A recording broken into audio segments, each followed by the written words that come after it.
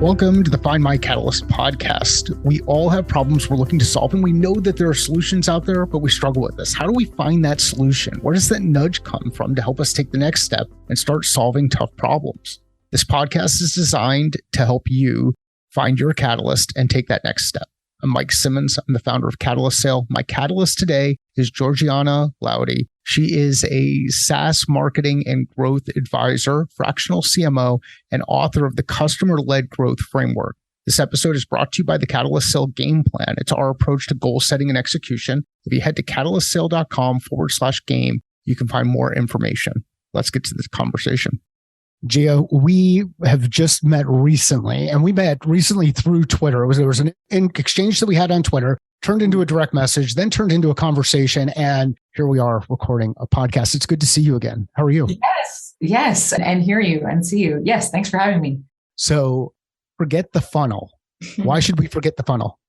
Oh, because it's gross. What's gross about it? I mean, it's really sort of antiquated, is it not? In 2022, 2023, this is, it's just a very sort of tired way of thinking about the experience that you provide to customers.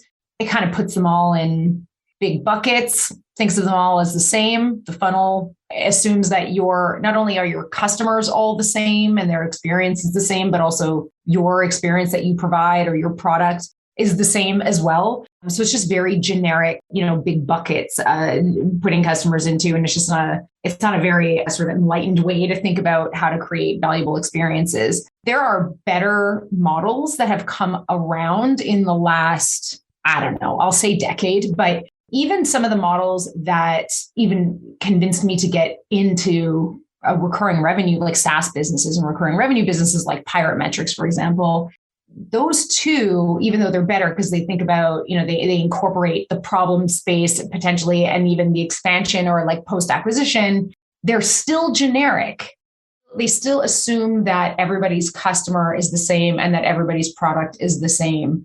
And so that's problematic. But maybe my far and away biggest problem with the funnel is that it leaves out the problem space that your customers live in before they know that you exist. And it leaves out the post-acquisition experience, which if you're in a recurring revenue business, you cannot live without, right? We die and we live and die by recurring revenue in the SaaS model. So thinking about marketing or growth as a funnel is going to be your end. And it's really short-sighted. So anyways, I could go on and on because it's gross for teams too. It's not, if you think about what it does for morale and makes how the team feels about their customers, right? Pushing them through a funnel. It's just not a pretty picture. So wouldn't you say forgets about the problem space or misses the problem space? What do you mean by that? So this is true pretty well. I'm trying to think of one model that exists that people might be familiar with that actually does take the problem space into account. Maybe some buyer's journeys take the problem space into account. So basically, where your customer is while they're living with the problem that you solve. The old way, that painful way, I feel like a broken record every time I say this, but the day that they decide and sort of wake up and decide, I got to solve this problem. This sucks. Can't live like this anymore. There's got to be a better way. That world that they're living in that moment is the context for everything that you do. Your marketing, how you position your product, the messaging you use to reach them in that problem space, right? All of that is just left out of pretty well every model that I can think of, other than, of course, the one that we use, which is customer-led growth, which we use customer experience mapping. So a lot of people know customer journey mapping. There's a lot of associations with customer journey mapping. We like to call it customer experience mapping because it takes that problem stage into account. They don't know who you are yet, right? Your customers, but it's still a critical component and critical context to have to sort of starts the story. The other thing too is that, the customer experience takes into account that post-acquisition experience that I was mentioning, which a lot of these models don't do. But yeah, did that answer your question about like the problem space? Yeah. And I think this is really where we kind of hit it off, is the idea that it's not an idea, it's a realization, it's a reality that people go through this transition of I'm blissfully ignorant. I don't even realize that I have a problem to all of a sudden I have a problem. Like some of these problems are pretty common, like breaking an arm. Didn't realize I broke my arm until I broke my arm. I went through an experience and now it's the thing I need to solve. Right. Burning a hand on the stove. Didn't realize that I had this problem until I had that experience, and now it's something I have to solve. We're getting into a car accident. These are things that are unexpected. Well, there's a lot of stuff that goes on in life that's unexpected, that's going on around us because we've created these really big blind spots, and then we have an experience and we become problem aware, right? It's almost like this veil has been lifted off, and we now realize, oh no, something's wrong. Right. And now we've got to figure out a way to fix it. Is that fair? Yeah. I mean, we often refer to it as like a trigger moment, right? Where somebody makes that realization, something triggers the realization in them that they have to solve the problem in a B2B scenario. I mean, there's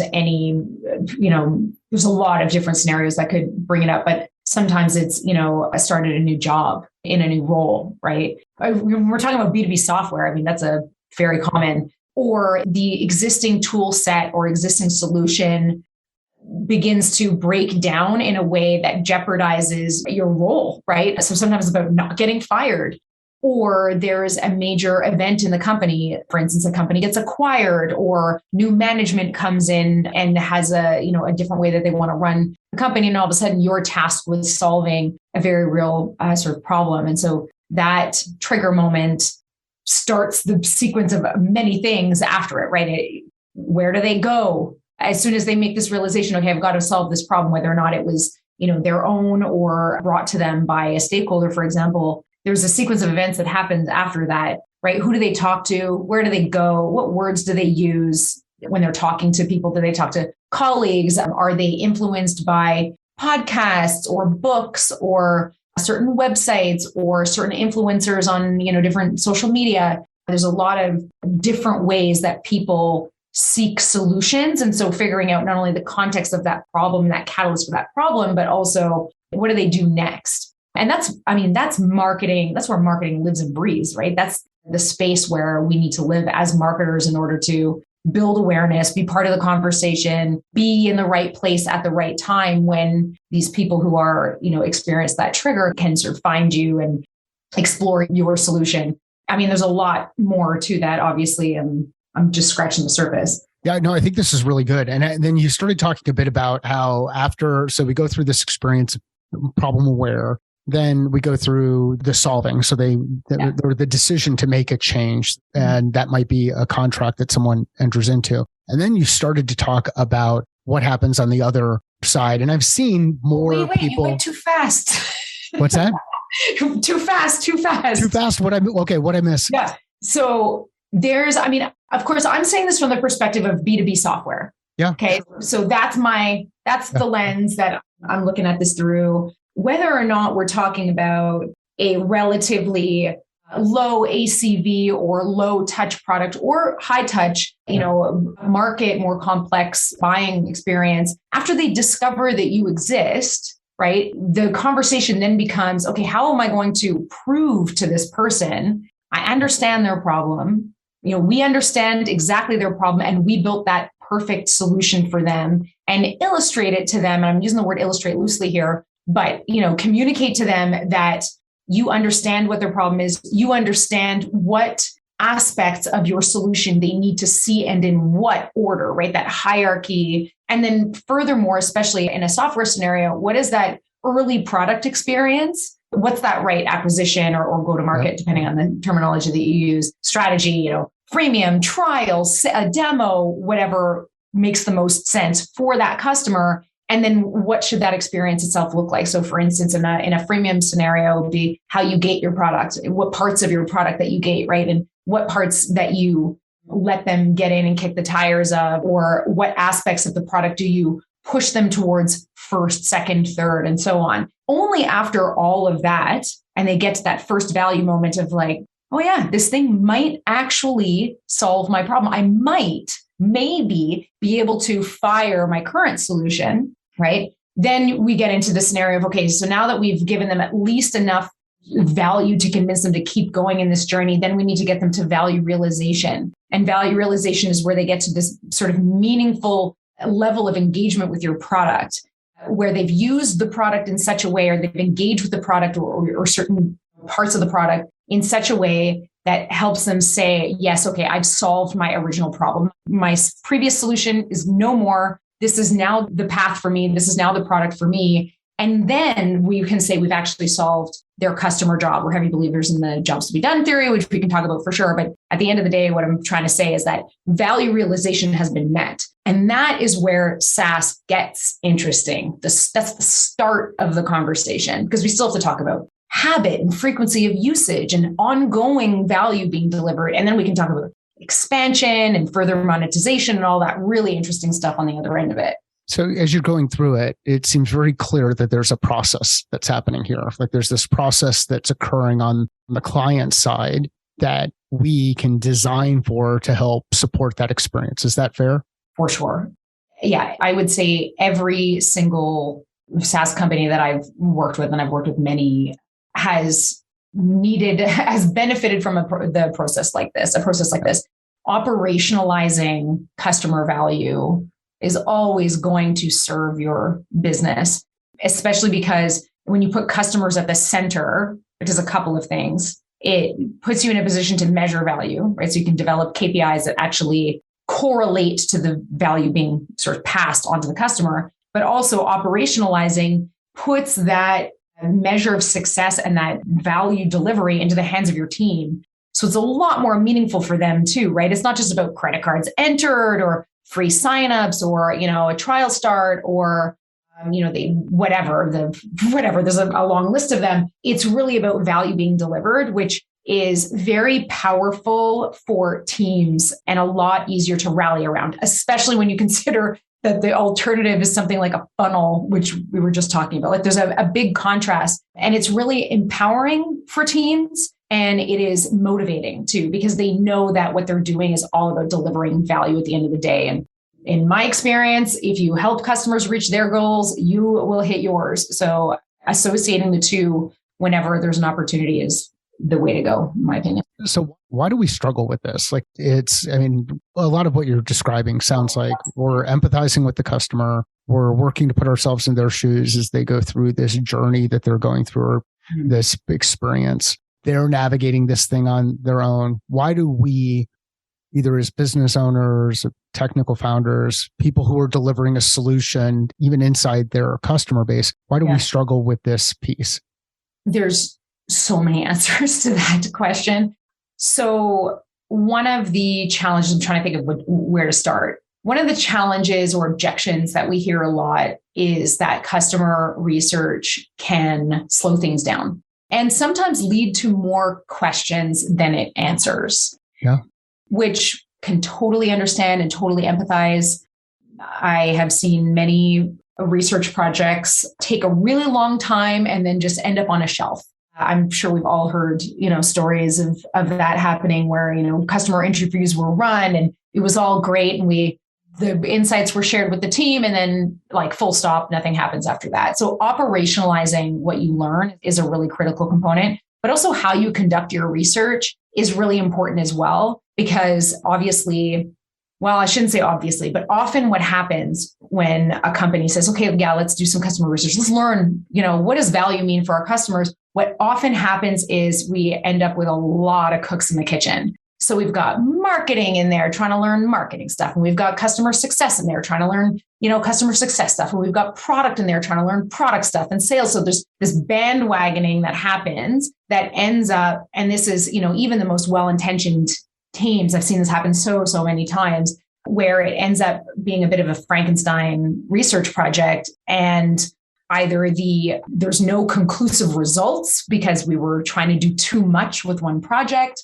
or the questions that were asked, like the response rate is really low because our ask was too big. Like you've got to be very careful and measured in how you conduct this type of research. And so the type of research that we do is very honed and focused on just trying to figure out what is the customer's job to be done? What is that top line problem that our customers needed solving when they came to us and that we solved for them and that have given to them that better life, that desired outcome? that, what they're able to do now that they weren't able to do before. Because if we can uncover just that top line customer job, that gives us a lot of information about not only what are they trying to achieve, but the messaging and positioning that is going to resonate for them. And then also with that customer job in mind, we can look at what are we doing today that actually falls short in helping them solve that customer job. So it is quite product focused, but at the end of the day, messaging is a huge part of it. Marketing is a huge part of it. That customer experience layer on top of the product generally is what we would try to influence versus trying to influence like the product strategy itself. But product strategy does sometimes, benefit from this type of work as well. So that's one thing is research has the potential to go very wrong if you're not careful. So that's one thing. And I think that people are very aware of that, right? Because they've seen research projects go off the rails. Another objection that we often get is, well, we don't need to do customer research because we are our customer. I had the problem that we now solve. That's why I built this product.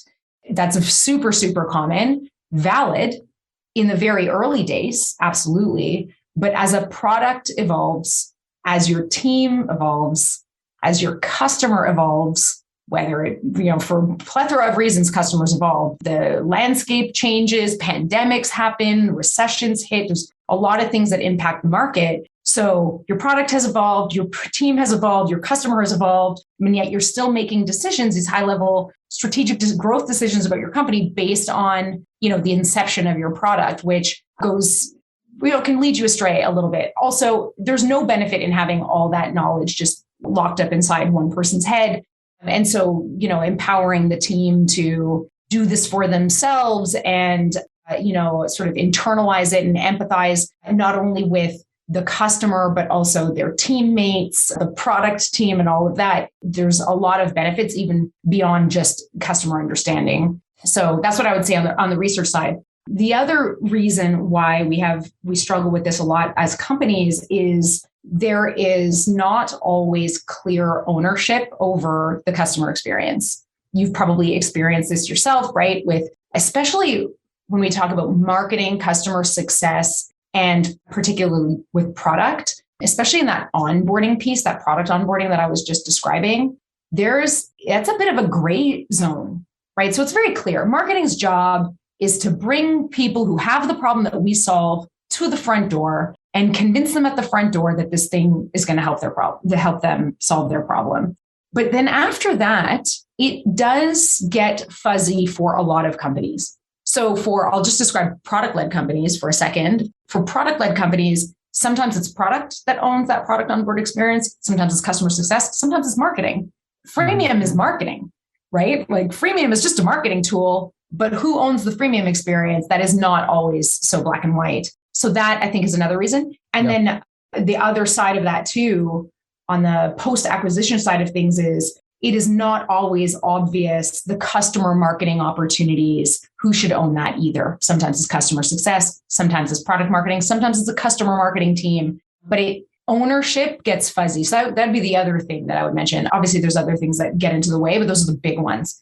It's fascinating so there's some really cool things that seem like they're happening inside the market. There's this convergence of an overlap between product, marketing, sales, success, and folks are talking about go-to-market strategy. People are talking about RevOps. People are talking about BizOps. There's a number of different words that get thrown around in here that ultimately are looking to solve for this problem. We are creating complexity in the way that we engage with customers because of the multiple variables that we're pulling together. Those variables being team, those variables being tech, those variables being language. And as all of these come together, if the organization starts to shift a balance of power to one team or another, you can see them pull the organization potentially off course in a way that's not necessarily the best for the customer, which is ultimately the person, as you described earlier,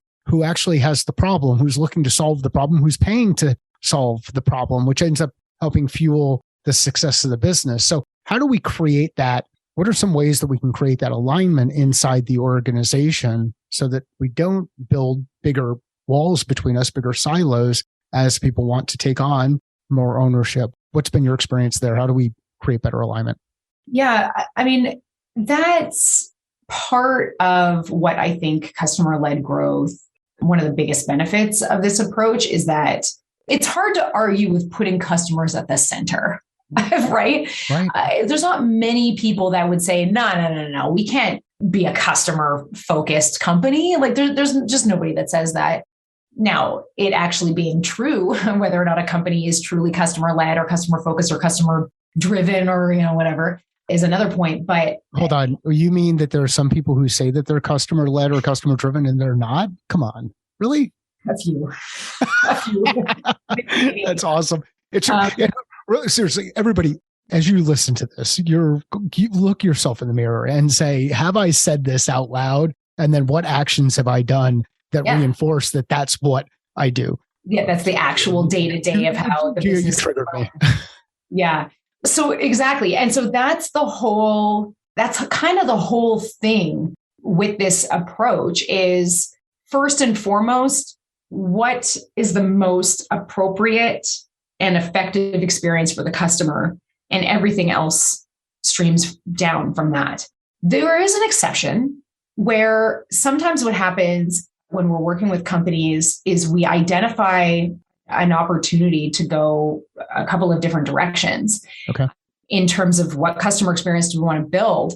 So that can often happen at this intersection, often between a sales-led approach and a product-led approach.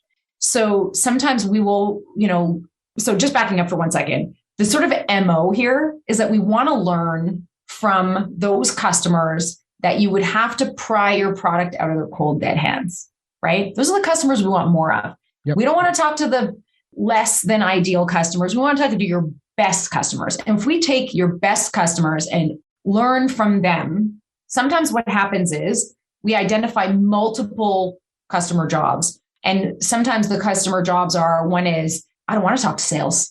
I want to self-serve. I'm the type of customer who maybe I'm a developer, or maybe, I don't know, there's a lot of reasons. Developer is my favorite one, right? And maybe I'm a developer and I don't want to talk to sales. Like, keep it away from me. I want to self-evaluate. I just want to see how this damn thing works and get in and get out. Or sometimes that same company will also have customers who are like, yeah, I want to see it, but I'm not the final decision maker, or they were an economic buyer or some sort of stakeholder that needs to see more. They need to bring more people along for the ride. They have a more complex buying experience. I mean, I'm telling you all stuff you already know here, but my point is that sometimes there's more than one opportunity that a company could pursue. Actually, a classic example are companies who, this is just an easy one, is companies who actually serve both in-house brands and agencies, right? Two very different use cases for the same product. And in one scenario, there might be a more complex buying process, right? More rigor put into the buying process versus another where somebody wants to self-evaluate. That company that has learned that about their customer base has a decision to make. They could pursue a product-led approach where it's like, you know what? I'm going to put agencies on ice, or I'm going to put those economic buyers, or that more complex buyer, customers on ice for a bit. And I'm going to focus on this self-serve opportunity ahead of me because I see all the opportunities to drive down the cost to acquire customers. I see all the opportunity for our product to really shine and do a lot of that heavy lifting through the evaluation. I don't have a sales team right now anyway, right? Like that. These are all factors that actually can impact not only the customer experience that you provide, but honestly, like the team that you pull together in order to provide it. So often it's a business level decision. I mean, customer research should never trump, so I want to say never. I don't know, never is a big word, but you always have a decision about the type of company you want to build and grow, right? As founders. So you can change course. You don't have to just put your head down, okay, this is what customers want, and just do it despite it not being the type of company that you want to build. Actually, we had an interesting conversation with Rand Fishkin about that when he was developing SparkToro, because he had a certain vision for the type of product that he wanted to build, despite this customer segment that was coming to SparkToro for something he didn't really want to solve that problem. And him and Casey got to make that decision based on the vision they had for the product. So customer research is really, really important. At the end of the day, you do have a say, I guess, is one of the thing that I want to make clear. It's awesome that you work with Rand. He was on the podcast a number of years ago, way back. After I listened to and read Lost and Founder, which, and we'll include a link in the show notes of the book because it's phenomenal. And that conversation was amazing. And it was right around the time that he announced Spark Toro. So it goes back a number of years. I guess one of the questions that comes to mind here is as we move forward. So how do you think about data relative to moving forward, both from market research perspective, a product data that you might be able to pull out of the product, some validation? Like, how do you think about data? How can we do this better so that we don't get so blinded by our own blind spots in this tunnel vision of this is how we're going to build the organization in the manner that we said we were going to build it versus, oh, wait, there's some really interesting data that is telling us something about something that we didn't really expect before. And now maybe there's an opportunity to pivot in a better direction or do something a little bit different. So how do you think about data? So tend towards starting with, again, customers and customer value and however we can possibly measure that customer value being delivered. So that's in sort of developing these top line KPIs. So backing up for one sec, the customer experience that I was describing before and those milestones that I was describing, for those milestones, however many there are, generally, if I zoom out for a second, there's three phases. There's a struggle phase, there's an evaluation phase, and there's a growth phase. Okay. Within the struggle phase, there are generally 2 to 3 milestones. For instance, the problem milestone, where somebody's experiencing the problem that you solve. Then there's generally another milestone that we would call like interest, right? Where they're in solution seeking mode. They may be comparing you to other products. They may be trying a couple products on for size. They're visiting your website. They're beginning that evaluation phase. That evaluation phase kicks off, and generally that's broken down. I say generally because this is different for every customer and every product, but generally there's you want to get them to first value as quickly as possible, and you want to get them to value realization following that as quickly as possible. So let's just call it 2 milestones inside of evaluation. First value realization. And then in the growth phase, that's about that continued value, that frequency of usage, that habit, that regular cadence. And then there's value growth where, expansion, upgrades, referrals, all kinds of amazing stuff happens in value growth. So I say all that to say each of those milestones, we should measure our ability to drive value at each of those milestones. I like to think of those milestones as like the leaps of faith that customers take in their relationship with you.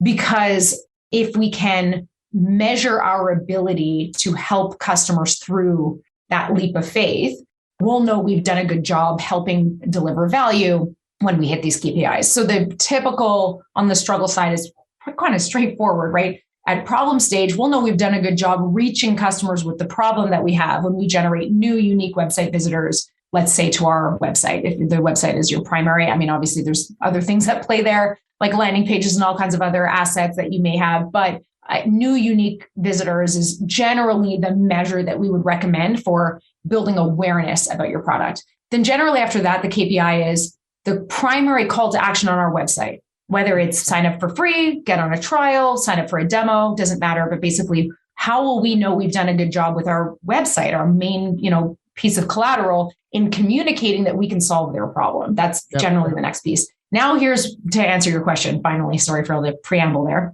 but now we've got them in the product, right? Or we've at least got some ability to measure their engagement with the experience that we're providing to them, whether or not that be email or in the app itself. Generally, I would say emails, that's not how I would measure a KPI. I would measure actual product engagement. Yeah. So did they get to first value? Now, how do we measure first value?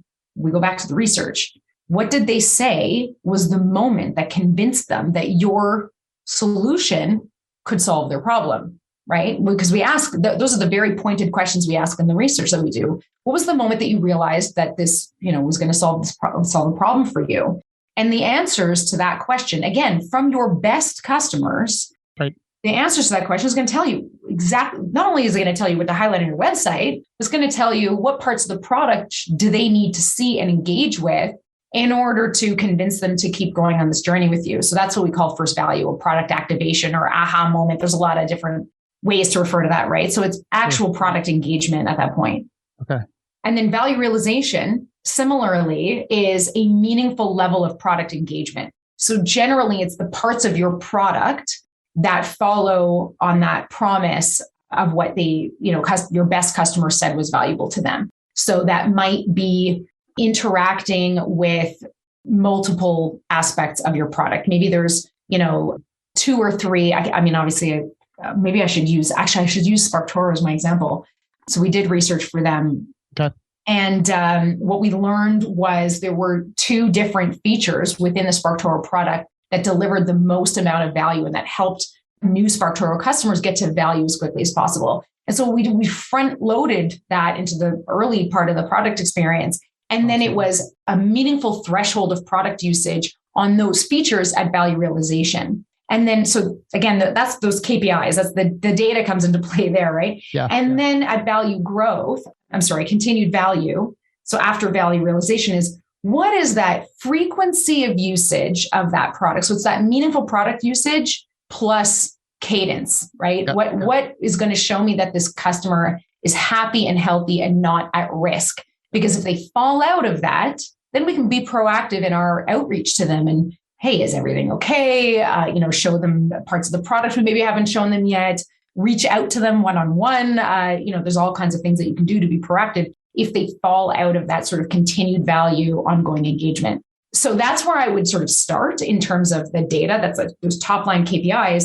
And then everything within those is where we can have those really interesting, like, let's really dig into the data and really unpack. So for instance, product activation. So all kinds of things we can do product activation, right? We can look at how they navigate the product, or what are the first, second, third things they do inside the product? How long does it take them on average to take that meaningful step in the product?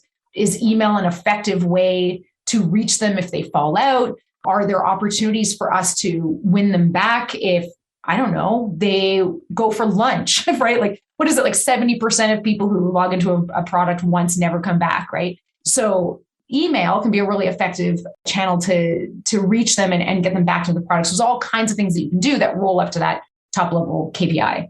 Yeah. Well, and in ed tech or enablement tech, a lot of times you see this death spike of implementation, which is you do the initial launch, everything takes off, and then nobody comes back. Or right. You start to slowly kind of work your way back. And then you've got to be able to organize and integrate into workflow, understand the thing that you were talking about a little bit earlier, which these jobs to be done. What's the job to be done of X, Y, or Z? And then be able to design to support executing on that thing. The job to be done of the software, the job to be done of the person, but depending on whatever it is that we're working through. One of the things I really like about your approach as we've been going through this is the importance of asking questions and going through and being very deliberate about the types of questions that we're asking, both of the product and the data to answer questions, but of the people who are interacting with the product. You had mentioned that there's a process to go through to kind of evaluate the jobs to be done piece. Can you talk a little bit about that? Mm-hmm. Yeah. So very, very importantly, and this cannot be overstated, there's not a lot of value in treating all customers equally. So you should definitely be very deliberate in how you segment who you learn from. So there's a couple of different factors to take into play there. So are they a happily paying customer? I mean, that should go without saying. That's like the baseline, right? Yep. Happily paying. Do they have an urgent sort of need? So are they solving a real problem versus something that is a little bit more sort of optional?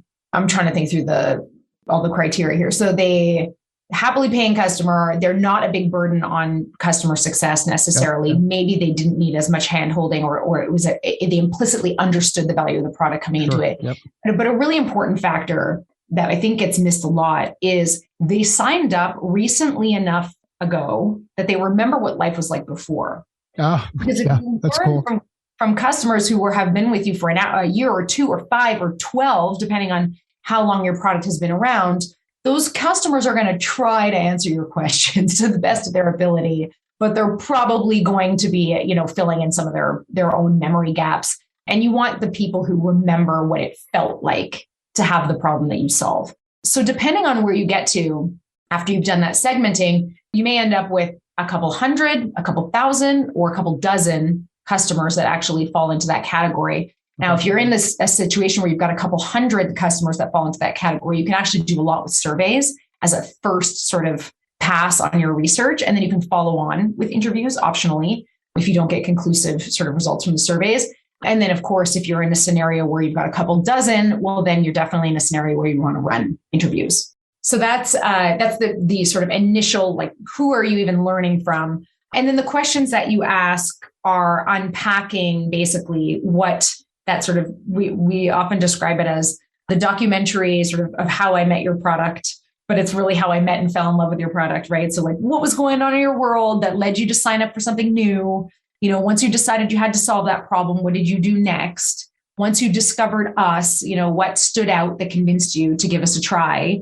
Once you were starting to use our product, what convinced you that, we were going to be able to solve your problem? What are you able to do now that you weren't able to do before? That's sort of that unpacks that documentary of, what is that top level, not only job to be done, but customer experience that is ideal for them. So the questions are all geared towards uncovering that sort of documentary, that sort of storyboarded experience for them. And then from the job, you can then operationalize it you can identify what those milestones are effectively and what that customer experience is. And then based on their answers, you can tie it directly to, the parts of your product that deliver that value, not only from a measurement standpoint, but also from a messaging, positioning, hierarchy of messaging standpoint as well. There's like a lot of directions you can go once you've done that research.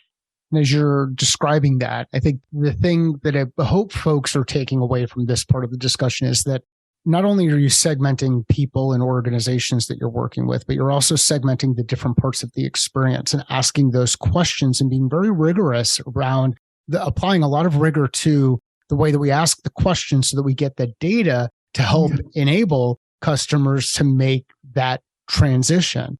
And although it may take time, sometimes you have to slow down to speed up, slow down to go a bit faster. Yeah, for sure. Gia, this has been an awesome conversation. And you've got some exciting news. You have a book that you're in the process of releasing, yes. or as my friends up north would say, process of releasing. But we've got this, you're going through this release of a book that's coming up and this will likely go live early in November. So I think the book will the digital version will already be out. Where can people go to download the first chapter and engage in the content? Yeah. So, this entire process that we've been talking through is covered in the book.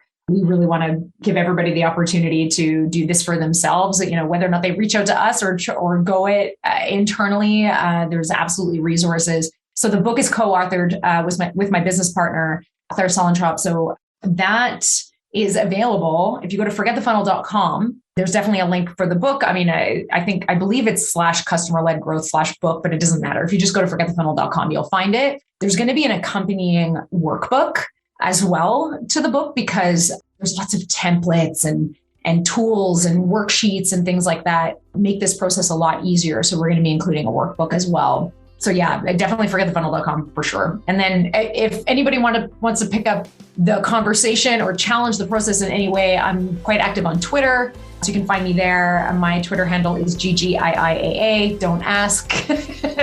That's not part of the handle. But yeah, I'm mostly active on Twitter. I'm on LinkedIn too, but mostly active on Twitter. Okay, and we'll include links in the show notes. If you know of someone who would enjoy this conversation, please share it with us. Let Gia and I know via Twitter. We're both active on Twitter. Sales is a thinking process. Business is a thinking process. Life is a thinking process. How are you thinking differently about your process?